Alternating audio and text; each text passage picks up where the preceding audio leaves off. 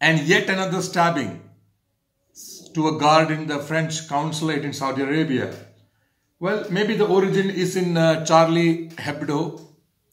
See, the solution to this standoff between two communities, the solution is in civilization of India.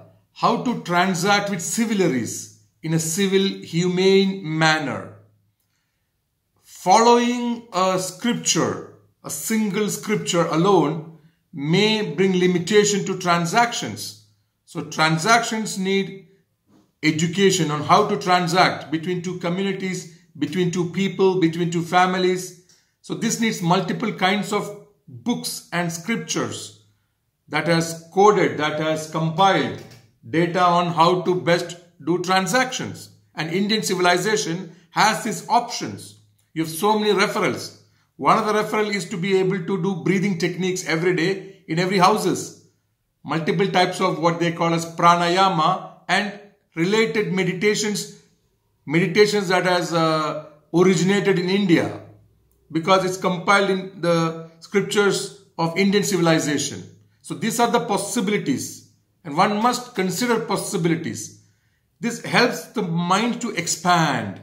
Indian civilization has techniques and process of interactions that allows the mind to expand. So here the topic is expansion. The operative word is expansion of the mind. That the mind comes out of its fixations on how to conduct yourself founded on one single book. So this is a fixation and any fixation may have limitations. So you need to expand the mind, expand more and more, how to be more inclusive of all the civilizations, how to be pluralistic, because the earth has so many civilizations, so many kind of behavior of people. So expansion is the operative word, how to allow the mind to expand. What is opposite of expansion? Severe contracting the mind, severe shrinkage, shrinking and contracting to be literal in what's scripted in a book. See, many words have changed in the world. Many meanings of the words have changed. Like somebody says, I am cooling down, I am relaxing, I am rejuvenating. They say, I am chilling. Now that I am chilling, take a chill pill. Now that is not into old language. That is not in the dictionary. Nobody says chill means to relax, to rest, to rejuvenate. But that is the colloquial, that is the vocabulary that is in usage. So the new generation understands rest and relaxation and rejuvenation as take a chill pill. So many vocabulary has to be reinvented. But if you are addicted to one book of which has been scripted centuries before, now that may let you down at times. And then it is subjected to interpretations. Now these evangelists, television evangelists and other so-called experts who interpret those vocabulary scripted in thousands of years back, now they could interpret it in many ways. And that may not be a complete, total and full sense of that sense and the meaning of that word which the author wanted to communicate. So the interpreters, these evangelists, they go on a rampage to influence and impact the impressionable minds of young people. And now those young people are only learning interpretation from certain so-called people who are studying it. So Indian civilization has education on contrasting views. It's not limited to comparison. It opens up, it expands the mind to contrasting views. So it's a deep study to understand the behavior. Now one behavior is of automated behavior. A single book, a scripture can give you an automated behavior. You do this and that's how you will get reaction. You react that way and that is how you will be treated. So this is an automated behavior. Like you go to brush your teeth every day. That's an automated behavior. There's not much thought gone into that you have to brush the teeth or not. But what brand of toothpaste to use? What time to brush your teeth? This is scrutinized behavior. That behavior is scrutinized. That can bring about changes in that. So behavior is automated and scrutinized. Similarly, when there's an order, when there's a command from a book of scripture, there's an automated behavior from the subscriber of that book. There's an automated behavior, and there are some behaviors you need to scrutinize. You need to scrutinize that and then only choose whether to indulge or not. A third type of behavior is a cover-up behavior, where you use that book, its instruction, as a cover-up, because you do not want to reveal your insecurity. You do not want to reveal your anxiety, your depression.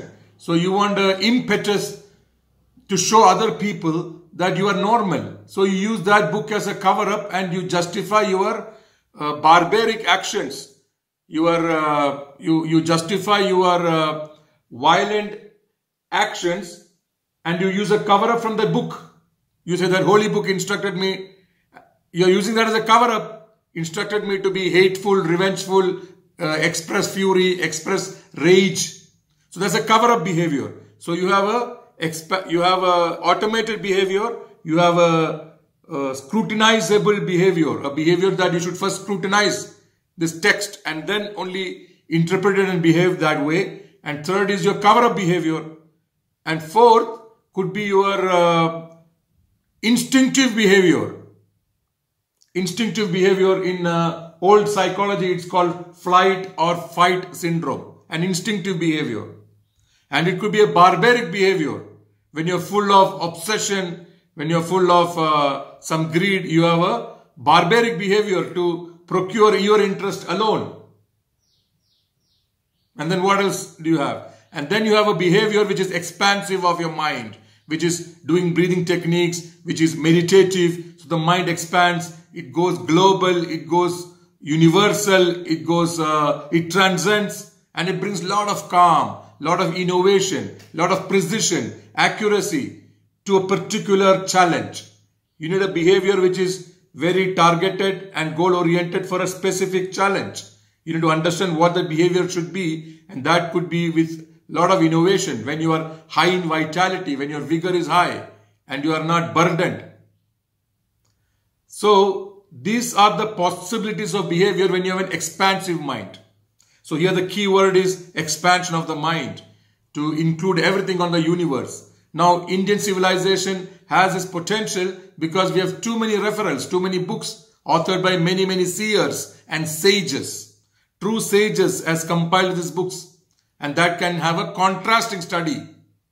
You have to contrast one with the other, and that freedom is legitimate. That freedom is legitimate to do a contrasting study. So one can evolve out of a barbaric behavior into a scrutinized behavior, into a automated behavior, or even a instinctive behavior. Objective is to bring harmony and tranquility. And that is the evidence in so many parts of the world where this single book fixation is evident. It is also evident of the disharmony among the users. Whether it's two factions of the same people following the same author of one book, there are so many factions and they are killing each other among themselves. Look at Pakistan, from this kind of minareted structure to the other kind of minareted structure. They are in disharmony. Whether it's Afghanistan, Bangladesh, people are throwing bombs at each other of the same ideology. So the ideology in the scripture has become a burden and an inconvenient book. The scripture has become inconvenient, that it's not universal anymore. All the people cannot comply. All the people, intellectually, they can perhaps use a cover-up, that book as a cover-up for their atrocities, but internally, they cannot give allegiance, they cannot give affinity, they cannot give alliance to that one scripture. So you need multiple kind of scriptures, and Indian civilization provides that. And our interpreters are called Guru, who is expert at those kind of specific texts. So civilization of India is a good method to subscribe to with reference to this kind of polarization, as is in Charlie Hebdo and the other cases. Because that allows, the expansion of the mind allows to neutralize the shrinkage, the contracting mind. So we need innovation. How to innovate to our behavior to come to harmony and tranquility. So more expansion, more expansion of the mind. See, the vocabulary is limited. The words are limited. There's a possibility of a communication that is not bound by words. Like when you're taking care of old people, very old people, geriatric care. In geriatric care, those elderly people would have lost a lot of cells in their brain that they're unable to express themselves accurately of what they want, what is the care they want, what is the comfort they want, what is the compassion that a 90-year-old person wants, because he is now handicapped. He's almost arriving at as an invalid person. So the nursing and the children, the mature people, they know how to give care without word. How to give care, how to give attention to people who cannot communicate through word, through vocabulary. The humaneness in you, instinctively, compassionately, you know how to deliver care and attention to an invalid elder person in your house. How do you do that? You know, you can sense through your silence in your heart, through a silence in the heart that is devoid of word, that is devoid of vocabulary. It's a sentiment that you know what kind of care this invalid elder needs from you, and you do give that care, whether the elderly person is protesting or not able to communicate accurately about their own sentiment yet. They do not have the words, but the communication happens because they realize, they recognize the sentiments from a dimension, a new dimension of silence within you, which is devoid of words, which is devoid of any books of instruction or books of order. You have no referral to a book at that time because you're meditative. You arrive at a silent dimension, devoid of word, devoid of vocabulary, because the meanings of vocabulary keeps changing. So enter into that silent, expansive dimension, a silent, expansive dimension to sense the sentiment of all the people, and we can have harmony and tranquility as a universal possibility. This is possible through civil living as an Indian civilization. So let's get operative about the word expansive of the mind, expansion of the mind, and a very silent, new, fresh dimension within the mind. A silent dimension which is over and above the vocabularies, so that we can perhaps connect with people through a deeper sentiment of universality. So enjoy your expansion, enjoy your breathing techniques, enjoy your meditations. Subscribe to the Civilization of India.